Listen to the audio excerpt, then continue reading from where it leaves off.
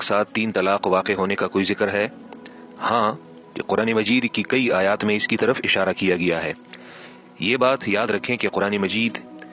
3 طلاق ایک ساتھ دینے کی ترغیب نہیں دے رہا، بلکہ قرآن مجید نے طلاق دینے کا درست طریقہ وہ ذکر کیا ہے، لیکن یہ چونکہ یہ اللہ کی کتاب ہے اور اس میں بلاغت ہے، تو قرآن مجید نے یہ 3 طلاق ایک ساتھ دینے کی جو مذمت ہے اور 3 طلاق ایک ساتھ دینے کی جو خرابی ہے، تو اس کی طرف اشارہ کیا ہے اور اس کے واقع ہونے کی طرف بھی اشارہ کیا گیا ہے۔ اس ضمن میں جس آیت سے علماء استدلال کرتے ہیں کہ قرآن مجید میں 3 طلاق ایک ساتھ دینے کا اور اس کے واقع ہونے کا جو اشارہ ہے وہ کون سی آیات میں ملتا ہے، تو اس سلسلے میں جو پہلی آیت پیش کی جاتی ہے وہ سورہ طلاق آیت نمبر 1 ہے۔ یہ قرآن مجید کی سورت نمبر 65 ہے۔ یا ایھا النبی اذا طلقتم النساء فطلقوهن لعدتهن واحصوا العدة واتقوا الله ربكم لا تخرجوهن من بيوتهن ولا يخرجن الا ان ياتين بفاحشة مبينة وتلك حدود الله ومن يتعد حدود الله فقد ظلم نفسه لا تدري لعل الله يحدث بعد ذلك امرا۔ جی اس آیت میں جس جملے سے علماء نے ایک ساتھ 3 طلاق واقع ہونے پر استدلال کیا ہے،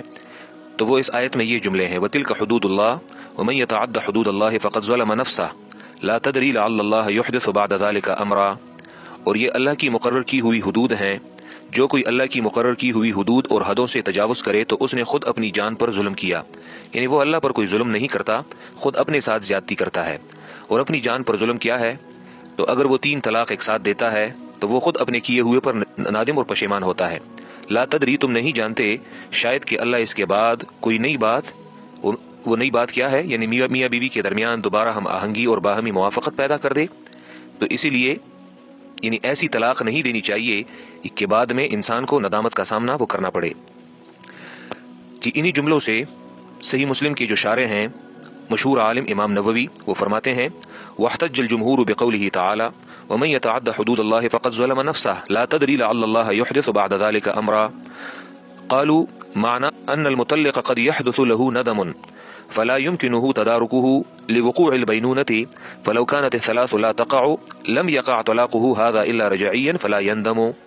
جمہور علماء نے 3 طلاقوں کے 3 واقع ہونے پر اللہ تعالیٰ کے اس ارشاد ومن يتعدى، یہ جو جملے ہیں، اس سے استدلال کیا ہے۔ وہ کہتے ہیں کہ آیت کا مطلب یہ ہے کہ طلاق دینے والے کو بسا اوقات اپنی حرکت پر ندامت ہوتی ہے، تو ایک ہی دفعہ میں 3 طلاقیں دے دینے کی صورت میں زوجین کے درمیان جدائی واقع ہو جانے سے اس ندامت کا تدارک اور ازالہ نہ ہو سکے گا۔ یعنی اگر وہ 3 طلاق ایک ساتھ دیتا ہے تو پھر اس صورت میں وہ جو ندامت کا ازالہ ہے وہ ممکن نہیں ہے۔ تو اگر ایک ہی دفعہ کی 3 طلاقیں ایک ہی شمار ہوتی، جیسا کہ جن لوگوں کا خیال ہے کہ 3 طلاق دینے سے 1 طلاق رجعی واقع ہوتی ہے، تو ندامت کس بات پر ہوتی؟ یعنی اگر 3 ایک شمار ہوتی ہے تو پھر تو سرے سے ندامت کا کوئی سوال ہی پیدا نہیں ہوتا، کیونکہ رجوع کرنے کے ذریعے اس کے تدارک اور ازالے کی گنجائش موجود ہے۔ اور یہی بات ابو بکر جساس نے احکام القرآن میں کی ہے۔ وہ فرماتے ہیں آیت کریمہ ومن يتعد حدود اللہ اس بات پر دلالت کرتی ہے کہ جب مرد طلاق بدعی دے گا، یعنی سنت طریقے کے خلاف طلاق دے گا، تو وہ واقع ہو جائے گی اور وہ اللہ کی قائم کردہ حدود سے تجاوز کرنے کی بنا پر اپنی ذات پر ظلم کرنے والا ہوگا۔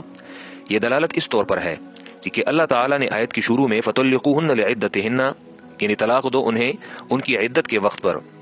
اللہ تعالیٰ نے فطلقوا لعدتهن کے بعد اس آیت کو ذکر فرمایا ہے، تو اس سے ظاہر ہوا کہ جو شخص غیر عدت میں یعنی طلاق بدعی دے گا تو اس کی طلاق واقع ہو جائے گی، ورنہ اپنی ذات پر ظلم کرنے والا کیوں ہوگا؟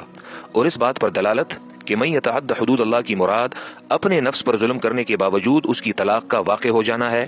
کہ اللہ تعالیٰ کا وہ ارشاد جو اس کے بعد آ رہا ہے، یعنی لا تدری لعل اللہ يحدث بعد ذلك امرا، یعنی ممکن ہے کہ اللہ تعالیٰ اس کے دل میں طلاق پر ندامت پیدا کر دے اور یہ ندامت اس کے واسطے مفید نہ ہوگی، کیونکہ وہ 3 طلاق دے چکا ہوگا اور 3 طلاق دینے کے بعد اس ندامت کا ازالہ ممکن